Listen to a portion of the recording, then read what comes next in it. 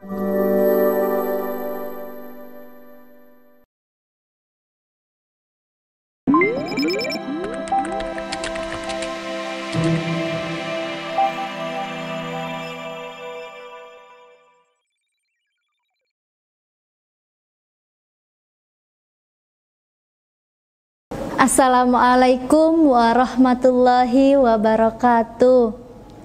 Berjumpa lagi dengan saya, Ulfa Julianti SSMPD, dosen pengampu mata kuliah Sastra Lama dari Prodi Sastra Indonesia. Alhamdulillah, kita sudah sampai di pertemuan 4 yang akan membahas terkait dengan pantun. Pantun adalah jenis puisi lama yang tiap baitnya terdiri atas 4 baris serta memiliki sampiran dan isi. Pantun lahir pada abad ke-14. Sebelum mengenal apa saja jenis dari pantun, ada baiknya rekan-rekan memahami dengan baik dulu ciri-ciri dari jenis puisi lama yang satu ini. Tentu saja agar kalian dapat dengan mudah mengklasifikasikan sebuah jenis puisi lama itu layak disebut pantun atau tidak. Memahami ciri-ciri pantun juga membuat kalian akan lebih mudah membuat jenis pantun yang satu ini. Pantun adalah senandung atau puisi rakyat yang dinyanyikan. Dalam kesusastraan, pantun pertama kali muncul dalam sejarah Melayu dan hikayat-hikayat populer yang sezaman. Kata pantun sendiri mempunyai asal-usul yang cukup panjang, dengan persamaan dari bahasa Jawa yaitu kata parik yang berarti pari, artinya pribahasa atau pribahasa dalam bahasa Melayu. Arti ini juga berkaitan dengan umpama dan seloka yang berasal dari India. Pantun merupakan sastra lisan yang dibukukan pertama kali oleh Haji Ibrahim Datuk Kaya Muda Riau, seorang sastrawan yang hidup sezaman dengan Raja Ali Haji. Antologi pantun yang pertama itu berjudul Perhimpunan Pantun-Pantun Melayu. Genre pantun merupakan genre yang paling bertahan lama. Pantun merupakan salah satu jenis puisi lama yang sangat luas dikenal dalam bahasa-bahasa Nusantara. Pantun juga berasal dari bahasa kata patuntun dalam bahasa Minangkabau yang berarti petuntun. Lazimnya pantun terdiri atas 4 larik atau 4 baris bila dituliskan. Setiap baris terdiri dari 8 sampai 12 suku kata bersajak akhir dengan pola ABAB dan AAAA. Pantun tidak boleh bersajak AABB atau ABBA. Pantun pada mulanya merupakan sastra lisan, namun sekarang dijumpai juga pantun yang tertulis. Semua bentuk pantun terdiri atas 2 bagian, yaitu sampiran dan isi. Sampiran adalah 2 baris pertama yang kerap kali berkaitan dengan alam, mencirikan budaya agraris masyarakat pendukungnya, dan biasanya tak punya hubungan dengan bagian kedua yang menyampaikan maksud selain untuk mengantarkan rima dan sajak. 2 baris terakhir merupakan isi, yang merupakan tujuan dari pantun tersebut. Peranan pantun sebagai alat pemelihara bahasa. Pantun berperan sebagai penjaga fungsi kata dan kemampuan menjaga alur berpikir. Pantun melatih seseorang berpikir tentang makna sebelum berujar. Ia juga melatih orang berpikir asosiatif, bahwa suatu kata bisa memiliki kaitan dengan kata yang lain. Secara sosial, pantun memiliki fungsi pergaulan yang kuat. Bahkan hingga sekarang, di kalangan pemuda, kemampuan berpantun biasanya dihargai. Pantun menunjukkan kecepatan seseorang dalam berpikir dan bermain-main dengan kata. Namun demikian, secara umum peran sosial pantun adalah sebagai alat penguat penyampaian pesan. Ciri-ciri pantun yang pertama adalah tiap bait terdiri atas 4 baris. Jika prosa mengenal ada paragraf untuk tiap rangkaian kalimat yang berada dalam suatu gagasan utama, jenis pantun lebih akrab menyebutnya sebagai bait. Tiap bait biasanya berisi untaian kata-kata yang berada dalam suatu gagasan dan umumnya mempunyai ciri khas tersendiri bergantung jenis puisinya. Khusus untuk pantun, puisi lama yang satu ini memiliki ciri khas yang kuat, yaitu setiap baitnya selalu terdiri atas 4 baris. Barisan kata-kata pada pantun dikenal juga dengan sebutan larik.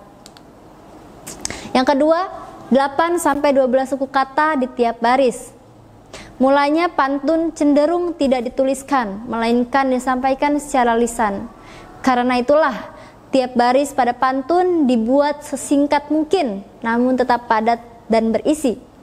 Oleh karena alasan inilah, tiap baris pada pantun umumnya terdiri atas 8-12 suku kata. Yang ketiga, memiliki sampiran dan isi. Salah satu keunikan pantun yang membuatnya menjadi begitu mudah diingat adalah jenis puisi lama yang satu ini tidak hanya padat berisi, melainkan juga memiliki pengantar yang puitis sehingga terdengar jenaka. Pengantar tersebut biasanya tidak berhubungan dengan isi, namun menjabarkan tentang peristiwa ataupun kebiasaan yang terjadi di masyarakat. Pengantar isi pantun inilah yang kerap dikenal sebagai sampiran. Untuk masalah penempatannya, di dalam pantun sampiran akan selalu berada di baris pertama dan kedua. Sementara itu, isi pantun menyusul di baris ketiga dan keempat. Selanjutnya yang keempat adalah berirama abe-abe. Rima atau yang juga biasa disebut dengan sajak adalah kesamaan bunyi yang terdapat dalam puisi. Biasanya, jenis-jenis puisi lama kental akan rima, termasuk dengan pantun. Khusus untuk pantun, jenis puisi yang satu ini memiliki ciri khas yang begitu kuat, yakni rimanya AB-AB. Yang dimaksud dengan rima AB-AB adalah ada kesamaan bunyi antara baris pertama dengan baris ketiga dan baris kedua dengan baris keempat. Jadi, kesamaan bunyi pada pantun selalu terjadi antara sampiran dan isi. Selanjutnya adalah jenis-jenis pantun. Setelah kita memahami ciri-ciri pantun, kini saatnya rekan-rekan juga mengenal jenis-jenis pantun yang biasa diujarkan ataupun dituliskan seseorang. Berikut ini kita akan membahas jenis-jenis pantun berdasarkan tema isinya. Yang pertama adalah pantun nasihat. Pada dasarnya pantun dibuat untuk memberi imbauan dan ajaran kepada seseorang ataupun masyarakat. Karena itulah tema isi pantun yang paling banyak dijumpai berjenis pantun nasihat. Pantun yang satu ini memiliki isi yang bertujuan menyampaikan pesan, moral, dan didikan. Yang kedua yaitu pantun jenaka. Sesuai namanya, jenis pantun yang satu ini memang memiliki kandungan isi yang lucu dan menarik. Tujuannya tak lain untuk memberi hiburan kepada orang yang mendengar ataupun membacanya. Tidak jarang pula pantun jenaka digunakan untuk menyampaikan sindiran akan kondisi masyarakat yang dikenal dalam bentuk ringan dan jenaka. Yang ketiga yaitu pantun agama. Jenis pantun yang satu ini memiliki kandungan isi yang membahas mengenai manusia dengan penciptanya. Tujuannya serupa dengan pantun nasihat, yaitu memberi pesan moral dan didikan kepada pendengar dan pembaca.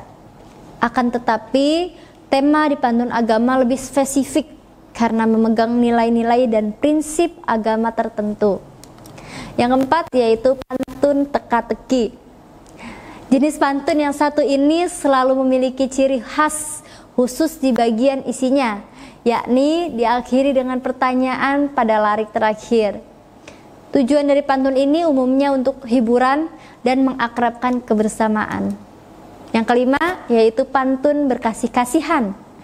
Sama dengan namanya, isi dari pantun yang satu ini erat kaitannya dengan cinta dan kasih sayang. Umumnya, pantun berkasih-kasihan tenar di kalangan muda-mudi Melayu untuk menyampaikan perasaan kepada mereka atau kekasih maupun orang yang disukainya. Yang keenam yaitu pantun anak. Tidak hanya orang dewasa, pantun juga bisa disampaikan untuk anak-anak. Tentu saja isinya lebih ringan dan menyangkut hal-hal yang dianggap menyenangkan oleh si kecil. Tujuan awal dari pantun yang satu ini adalah untuk mengakrabkan anak dengan pantun, sekaligus memberikan didikan moral bagi mereka. Demikian pembahasan pada pertemuan keempat ini terkait dengan pantun. Semoga rekan-rekan dapat memahaminya. Sampai berjumpa di pertemuan berikutnya. Saya tutup. Terima kasih. Assalamualaikum warahmatullahi wabarakatuh.